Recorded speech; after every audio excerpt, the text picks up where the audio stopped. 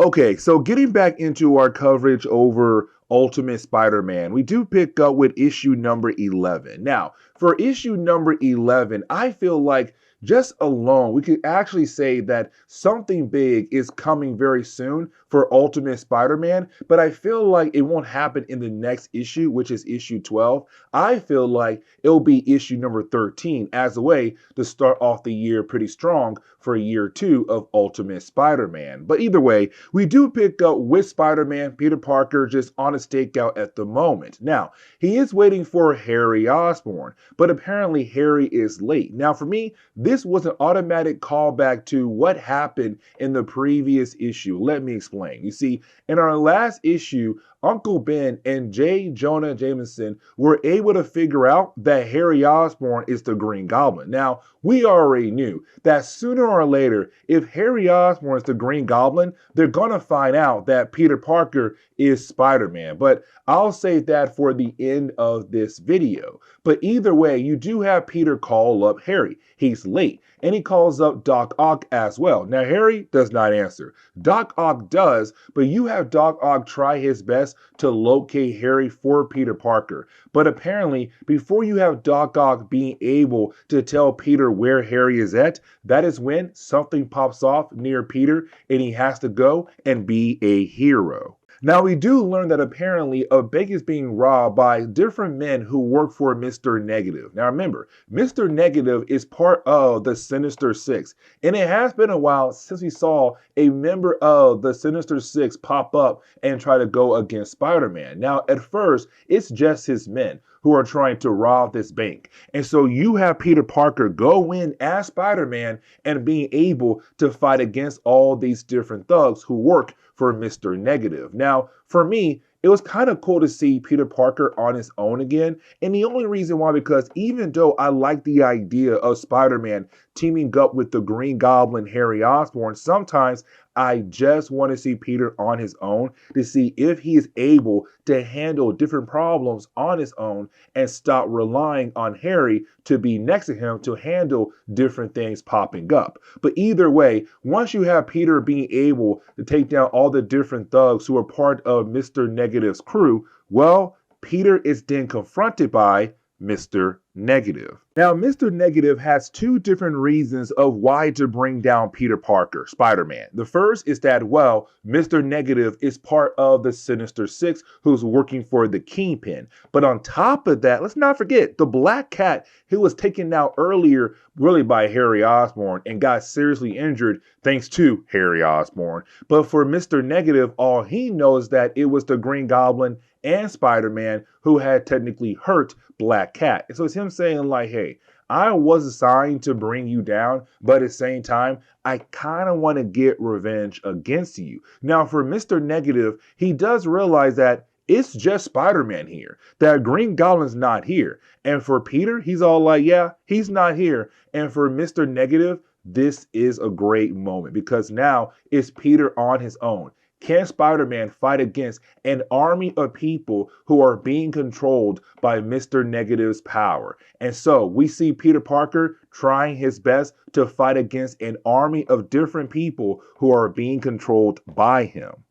Now, we do see that Peter Parker was able to survive the battle against Mr. Negative. Now, it was just barely, but he was able to survive and he was able to get back home. But when he does, he's then confronted by Mary Jane. Now, this is a very important conversation because it's Mary Jane kind of realizing that what Peter does is very dangerous. At first, she kind of did know what he was doing, but like she enjoyed the idea of her husband being that hero. But now everything is going to change because now it's Mary Jane saying like, hey, Peter, I need to know, like, do you love the idea of fighting? Now, the reason why she asked that question, because for Peter, he was a nerd growing up. Unfortunately, he had a rough life being picked on by bullies, and he had only been in one fight. And that was against Flash Thompson.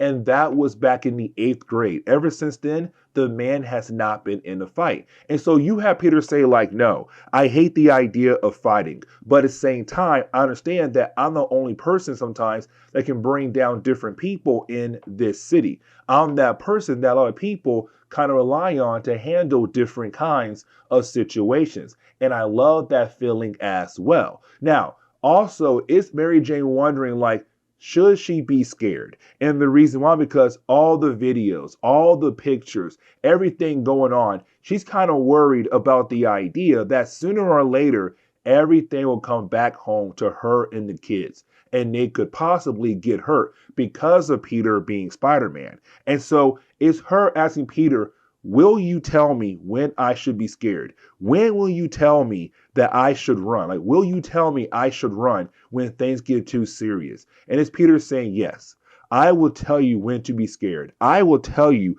to get the heck out of our home and get somewhere safe because things are popping off. I will be there to tell you. But it's her wondering, like, when is it going to happen? Like, she has that fear, and that fear is continuing to grow. And the problem is that kind of fear could do some serious damage to their relationship. Now, for a brief moment, I want to jump back over to the Sinister Six. And the reason why, because you have them having another meeting where you have the Kingpin wondering why Mr. Negative was not able to bring down Peter Parker. Now, at first, it's him believing that he let Peter go. But you have Mr. Negative say, I did not let him go. It only took him a few minutes to take down all the different people I threw at him. I kind of realized then at that moment that I did not stand a chance. Now, this kind of led to me kind of being partially sad when it comes to this issue. And the reason why, because on the cover, you see Black Cat and also Spider-Man. You're like, okay, here we go. Let's bring in some good old drama into the comics. Black Cat being that other woman in Peter's life.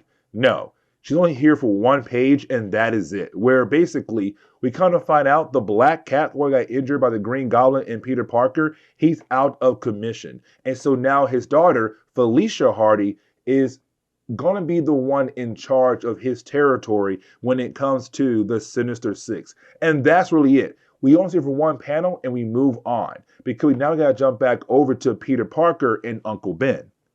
Now, the ending of this book is really more of Peter Parker meeting up with Uncle Ben. Now, when he does, it's Uncle Ben telling Peter Parker straight up like, hey, man, listen, I want to tell you that we know that you're Spider-Man. Now, technically, it's just him. But he does tell Peter that sooner or later, JJ is going to figure out that Peter is also Spider-Man. They already know that Harry is the Green Goblin. Only took them like a few more days to figure out that Peter was Spider-Man.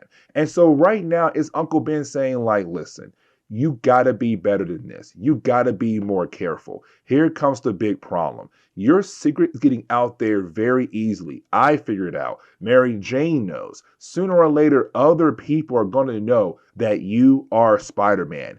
You need to get better at this and making sure no one else finds out your secret. Now, Peter also tells Uncle Ben that Mary Jane's getting scared of the idea of her now knowing that he is Spider-Man, but also him being Spider-Man. And Uncle Ben's saying, what'd you tell her? And he says, I told her when she needs to be scared. Uncle Ben asks, do you know when that will happen? He says, yes. Uncle Ben says, I'm going to tell you right now, you technically don't know when it's going to come. I'm going to tell you this as well. I was able to enjoy an entire life with the lady I love, your Aunt May. But can you say that for yourself? Peter says no. Is Peter realizing that if he wants to keep Mary Jane alive, he has to be better keeping his secret, but also making sure that he can actually protect his family. But this is where we are going to end today's comic book video. So please leave me a like down below and subscribe. But guys, see y'all next time. Later.